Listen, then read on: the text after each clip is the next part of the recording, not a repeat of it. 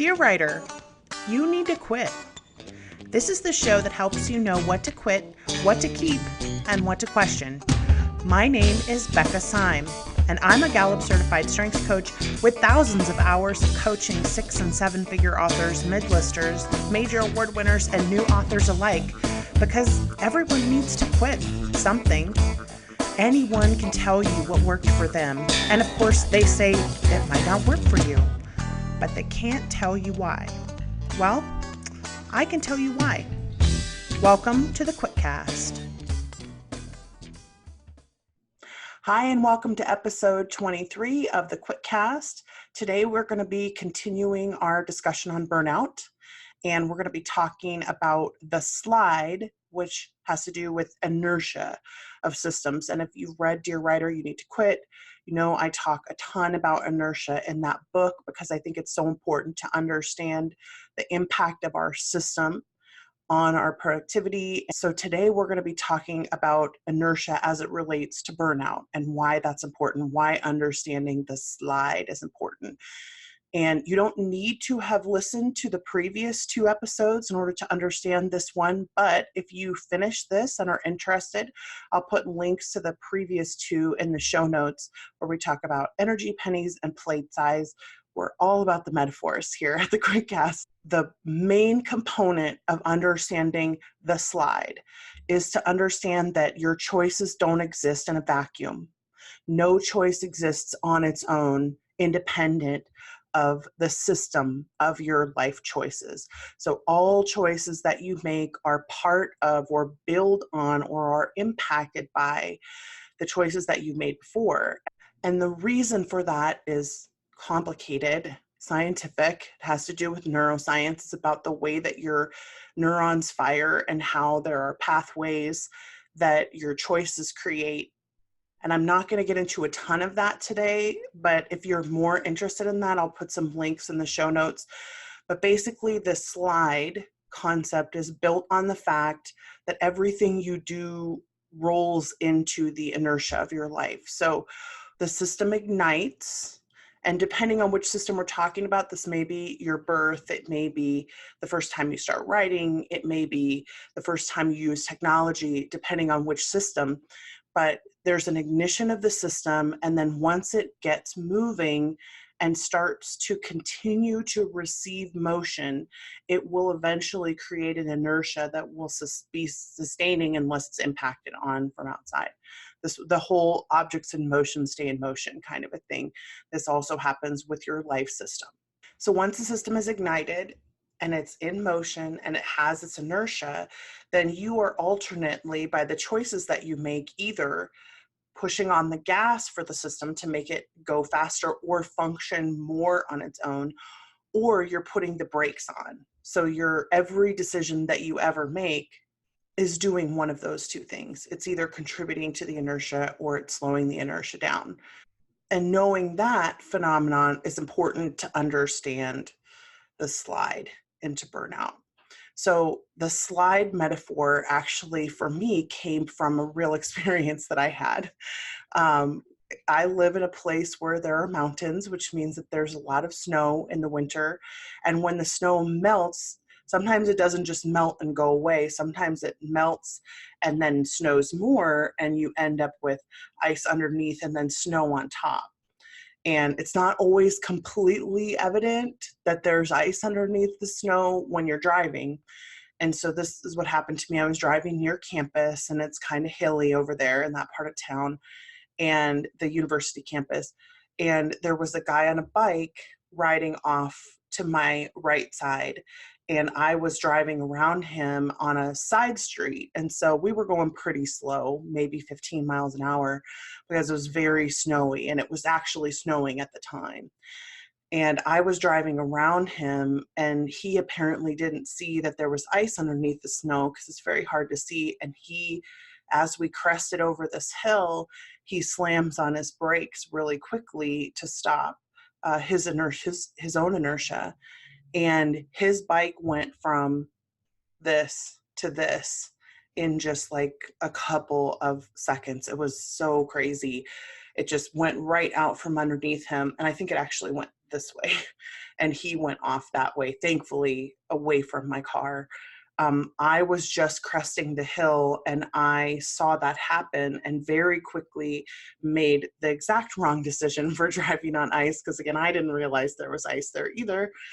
And I slammed on my brakes. And so the wheels were no longer turning, but I started to slide and I had just crested the hill. So I was sliding sort of over the hill. And then we just kept sliding and I was going in this direction and his bike went underneath my car. And that moment where I thought that I was going to hit him instead of his bike, because it just happened too fast, was so slow and so terrifying. And I knew that I was headed in that direction. I knew that I was going to keep sliding because my wheels weren't turning. And eventually I did let off the brakes and they caught a little bit and we were all okay. It was totally fine. But in that moment where I was cresting the hill and then I started to slide and I knew that if I didn't do something that I was going to keep sliding down. And we did, we slid for quite a ways, but it was so frightening. And I remember that gut feeling in the moment of this is just happening. There's nothing I can do about it. And that's very similar to what happens when we start to slide down into burnout, when we've been so consumed and we're using all of our energy and not replenishing it, or there's too much to be done and there's not enough energy to get it done. So in the plate size metaphor, my plate is smaller than the amount of things that I'm trying to heap onto it. And that happens over and over for too long. And then eventually I can't stop the momentum of my slide down into burnout. Because once I crest the initial edge of that hill where I'm just doing too much, not going away, not changing anything, not putting on the brakes, and then I hit the top of that and I can't stop that slide anymore because there's just no more energy for me to keep going. And it really is a lot like that experience of me hitting those brakes and realizing that I was going to slide into this and I just had no choice. There was nothing I could do because the inertia of the vehicle was going to keep pushing forward because there was no way to stop it. There was no traction. And that is very much what the slide down into burnout feels like. So a lot of us have this idea that, oh, I can stop anytime. I can stop being busy. I'll rest after this next book is finished, et cetera, et cetera. And we talk ourselves into continuing the slide or continuing the drive up into the slide because we feel like every choice we make can be different than the one we made before, which is theoretically true, but it totally depends on where the seat of that decision comes from. So there are three different, what I call seats of decision making that happen in our brain. One is non-habitual, one is habitual, and one is automatic. So in non-habitual choices, there is not enough inertia behind it to make it something that you can't actually just choose in a vacuum.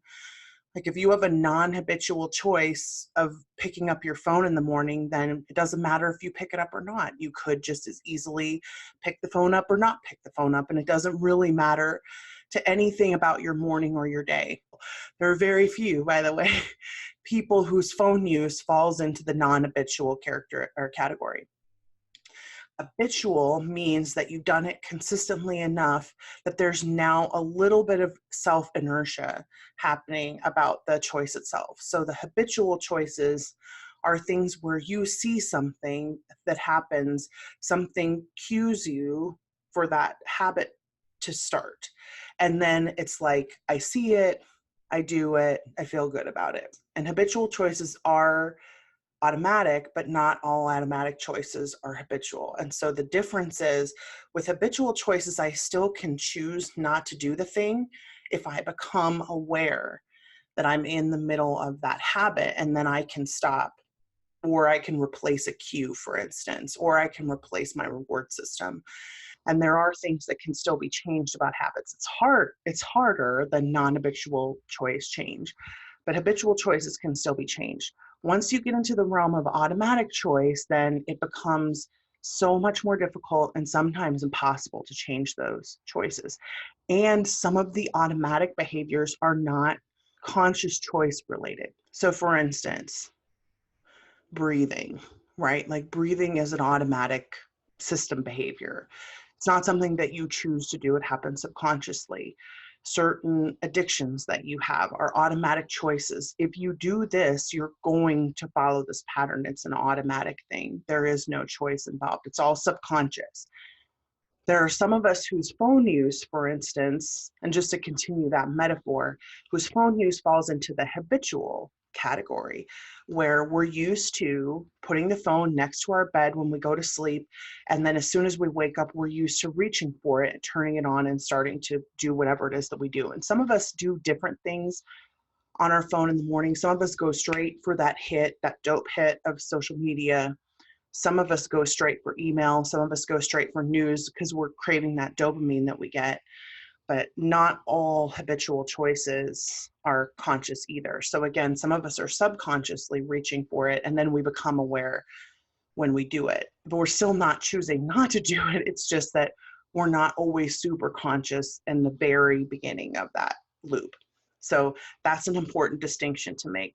For the phone metaphor, once it gets to automatic, it now has gone past, I do it because the phone's there. Like if you were to leave your phone somewhere else, you would wake up in the morning and you'd see that it wasn't there and feel sort of a moment of panic. If you've ever been out late at night and not been aware when you're going to sleep and you've left your phone somewhere else, like that's edging from out of habitual into automatic, because it's something that now is creating anxiety and stress for you because you're not able to do that automatic behavior. When we're talking about things like personality traits, so there are some personality traits that fall into the habitual and some that fall into the automatic. If you've listened to any of the previous podcasts where we talk about the Strengths Finder, the reason that the strengths are so strong, I guess is the right word, is because they've been made over and over long enough in that system of your life that they're no longer just habitual choices, they've become automatic. Those of you, for instance, who have a number one input and you find yourself going to research things or starting to file things before you even realize that you're doing it, or you can't even imagine that that wouldn't be your first instinct, or those of you who are high activators who are so used to acting on every single thought that you have that it's gone beyond just a habit or a discipline. It's now gone into the automatic behavior, which means that it's an instinct more for you, right? So the automatic behavior, not habitual and non-habitual, is super important to know because they all have different impacts on the inertia. The reason I think it's so important to understand this difference is that there are some behaviors that you're doing that are causing you to go into that slide of, I'm almost there, and then I just can't stop anymore and I'm going to head down towards burnout. There are some behaviors that are so automatic that they are going to drive you there very, very quickly. And then the habitual behaviors obviously are going to also drive you there more quickly. And those are the ones that I really like to focus on. Most of us have, for instance, a habitual behavior of reaching for our phone in the morning. And this is the place that I usually try to target people when we're talking about the Write Better Faster classes. Is one of my biggest suggestions is to stop reaching for your phone in the morning and stop allowing the distractibility dopamine hit to be the very first thing that you experience in the morning. And part of that is because that's usually an easier place to start. And oftentimes, if you think about the cause and effect reactions of like this event causes this and that and that and that and that, this event is where we really have the problem. Like when I spiral out of control and can't write for 2 weeks, that's where the problem is. But oftentimes, if you trace it back to where did it start, which I'm always looking at causation when I'm coaching, where did it start? What behavior can we easily modify that will keep us from getting to this place that we don't want to be at? Then oftentimes there is a small behavior that's happening long before we've ever gotten to this critical mass point where we're going to tip over, that we can stop doing. And it's those habitual things that we want to try, or non-habitual if we can, that we want to try to apply some breaks to, right? And there are several reasons why we start to go into this slide, and I want to get to those. But I wanted to underline, first of all, that something like reaching for your phone in the morning seems like such a benign choice.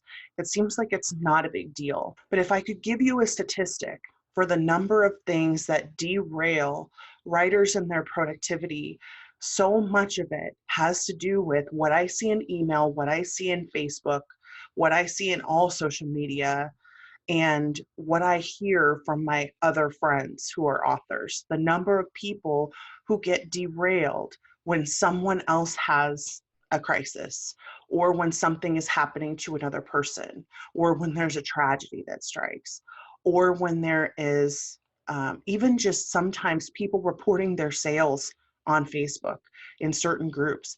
It can be absolutely derailing for some people to have to look at that information, and then they just feel deflated and can't write. But they never question the premise of whether they should be reaching for their phone first thing in the morning. And a lot of that reaching for the phone and being so accessible and having access to all of that information is causing us anxiety that is pushing us farther and farther up this hill toward the slide down towards burnout. And this is a super important thing for me. Every single person who has had a habitual or non-habitual behavior with their phone use, I can't say this about automatic because that's a totally different category, but everybody who's had habitual or non-habitual phone use who has stopped doing it, their productivity, stopped reaching for their phone in the morning, their productivity has skyrocketed. Their self-awareness and self-confidence has skyrocketed. And it's so important to know that there are these littler behaviors that are having an impact on your system because they're the result of long-term choice, and it's not a vacuum. Your choices do not exist in a vacuum. So we've covered the difference between those. We've covered how inertia contributes to the slide. I want to get really specific for a second about how we make decisions as writers that can push us toward that slide down into burnout. So there are, in my estimation, 5 reasons why we can sometimes hit that inertia slide down into burnout. The first one is we believe that we should be doing it all. And we're constantly shifting things on and off our plate, pretending like we don't have this phantom plate of uncompleted things that's constantly hovering around here. And we think that we're going to really get it all done. And so the pressure of all of those unaccomplished things is weighing on us so hard, and we're not willing to just narrow our focus and get done what only we can get done. So we believe that we should be doing it all. And there's this great quote. I've heard it attributed to the former CEO of Pepsi and to Oprah, so take your pick. But I love this quote. It's, "You can have it all, just not all at once." Like, in order to stave off burnout, sometimes you just have to acknowledge to yourself that you can have it all, but just not all at once. So don't try to have and do everything, because it's going to be too much on your plate and it's going to create your burnout slide. The second reason that we can sometimes hit that slide is we're not measuring the effectiveness of our tasks. Not that you have to do spreadsheets or get out data, but we're not even looking at the data sometimes. We're not even aware of it. We're so consumed by what other people tell us that we should be doing, which is a later reason, just spoiler alert. But we're so consumed by what people tell us has worked for them or what we feel like we should be doing that we're not adequately measuring whether what we're doing is effective or not. Those of you who've started Instagram accounts, are you measuring whether it's having an impact on your ability to sell books or your ability to gain raving fans?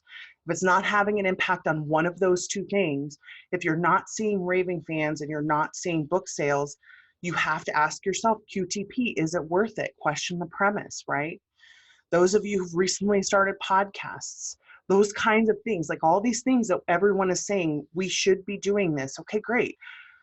Some people absolutely should. Some people are super gifted at podcasting. Some people are super gifted at Instagramming, at pictures, at artistic stuff.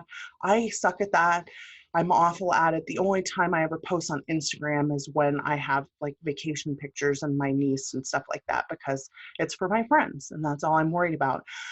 I'm not counting any of that Instagram time as work because it's not contributing to my sales and it's not contributing to building raving fans. And so if neither of those things are happening, then QTP. And again, we don't want to measure our effectiveness because a lot of us are afraid of failing. And I have to tell you, it's really okay to fail. It's necessary to fail sometimes. Sometimes you have to try things out and not succeed at them just to know that you couldn't succeed at them. And that's fine. You should not succeed at everything. No one should. It's not possible. And it's not good to expect that. So again, I'm not trying to throw water on anybody's fire. What I am trying to do is to save us from sliding down into burnout and from completely losing our ability to work for sometimes months, which we'll talk about in the next podcast. But that slide down is important, and what happens at the bottom is even more important. And tune in next week to learn more about that. But that slide is important. We need to stay away from that tipping point as much as we can. So the third reason why we sometimes go up into that tipping point and go over and slide is because we're using somebody else's metric to determine our success. So other people tell us that we should be doing certain things because it helps their success, but we're not even stopping to evaluate whether our version of success and their version of success are the same. And if they aren't, if we get their version of success, are we going to be happy? No, we are all too different. We've got to question that premise. Know what your success looks like and know what the path towards that success looks like. You have to understand that. Number 4, the fourth reason that we sometimes hit the slide. We're listening to too many people. And frankly, we are listening to too many people who have their own motives, and we're never questioning what someone's motive might be in giving me advice. Sometimes it's a benign motive. Sometimes it's as easy as, well, hey, this worked for me, and shouldn't it work for everybody else?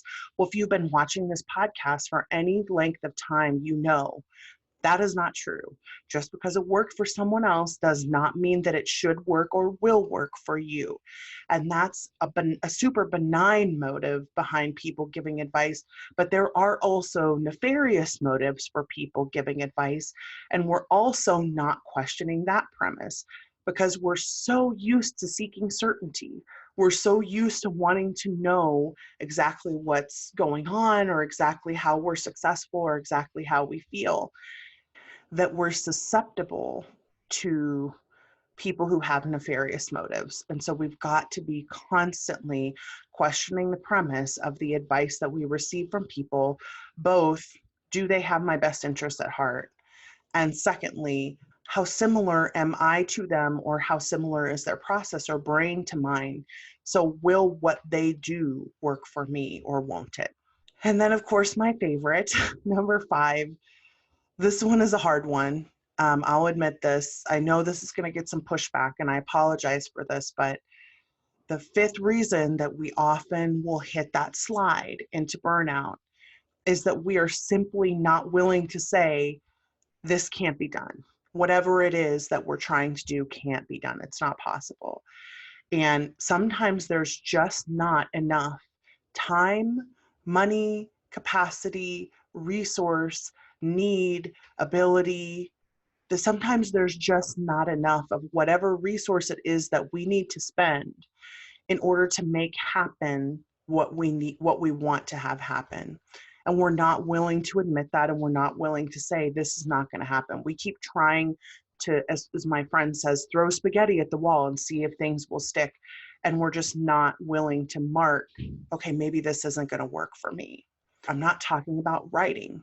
I'm talking about all of the other things that have to do with writing. It's usually not the actual writing that's our stressor. It's usually all the other stuff. And that's where we need to do some serious plate clearing and evaluating. And those are the 2 things that if you don't do anything else after this, that you at least take a good long look at your plate and whether it's realistic to think that you can get done all of the things that you should be getting done. And so when you start that slide, you can't stop it. It's just you're going to go down, and then we'll talk about that next week about where you go and how does it happen and what does it look like. But everything that you can do when you're approaching to either slow your progress so that it'll make the road flatten out a little bit more, or to take a right or a left turn so that you avoid that completely. And so what does that look like? What are those things? So what helps to tap the brakes is consistent rejuvenation. And rejuvenation looks different for different people. For some people, it's rest, like literally laying down or sleeping or napping. Sometimes watching TV or movies or reading books helps with some people. But for some people, rejuvenation might look like exercising. For some people, it might look like eating healthy. For some people, it might look like getting the things done on their to-do list. Everybody's rejuvenation is a little bit different, and you need to know what you need. So you have to ask yourself, what is it that I feel the most energy doing? What is it that gives me life? And those are the kinds of things that you need to consistently work into your schedule. And a lot of us think that that kind of stuff is indulgent. And so we don't do it because we feel like we need to be working and busy constantly. But that working and busy constantly is the inertia that will drive you up to the slide, and then eventually you will slide down into burnout. Please don't do that. Please get the rejuvenation that you need in order to avoid that slide. So specifically, how to avoid the slide. Sometimes you have to take things off your plate. Sometimes you really do have to back out of something or say no to something or put up a boundary. Sometimes you have to physically take things off your plate, take tasks off. Sometimes you can reshuffle the things that are there so that you're making sure to do the most important things at the most important times, at the times when you have the best energy. Sometimes not reaching for your phone every morning can be a really big deal. Hint, hint. Spoiler alert, it might save your life. Sometimes not reaching for the phone, though, if it's in this automatic behavior level, will cause more anxiety than just reaching for it. But chances are better if you're already in that spot that there's something else going on that's creating its own inertia. And so not that everybody who has something like social media and an automatic behavior is headed for burnout. That's not what I'm saying. It's just it's a much shorter tipping point when the automatic behavior is the thing that's creating the slide. So sometimes you have to readjust the expectations of what you should be getting done. Sometimes the best thing for you to do is to have a very gentle, very calm conversation with yourself over and over and over again, that it really is going to be okay, that whatever is going to happen, you will be fine, you will survive, you are resilient. Sometimes that is enough to consistently minimize that inertia. Sometimes you need to do an evaluation of whether what you're doing is effective or not, and then stop doing the things that aren't effective, that aren't contributing to whatever your goal is.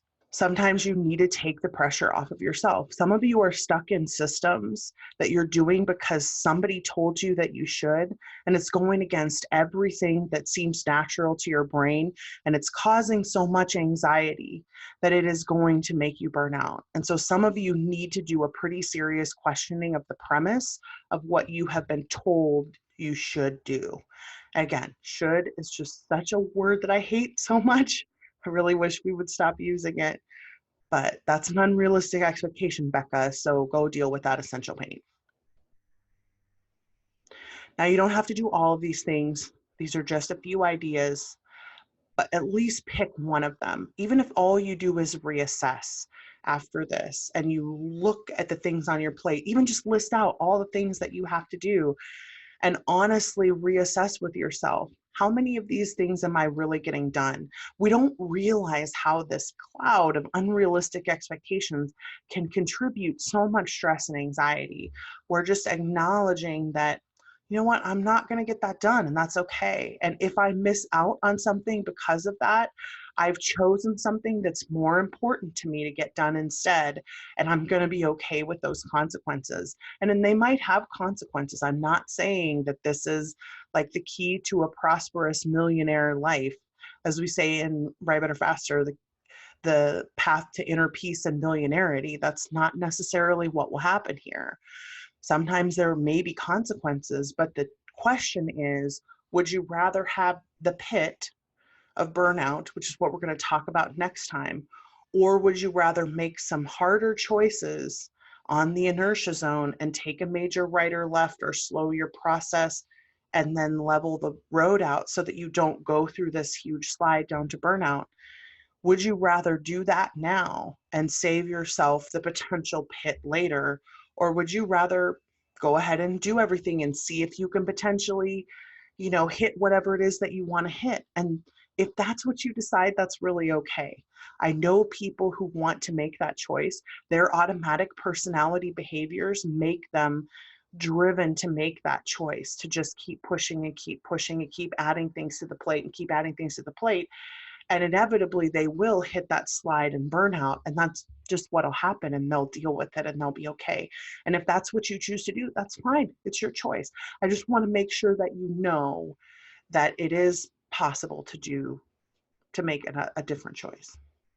So I know that was a lot to take in. There certainly was a lot of information, and I understand if you need to come back and take notes later, or if you have to process this for a while and really think about what your next steps are, and then you can pick back up here. But what I want us all to do is, if you've made it this far, make a commitment to yourself.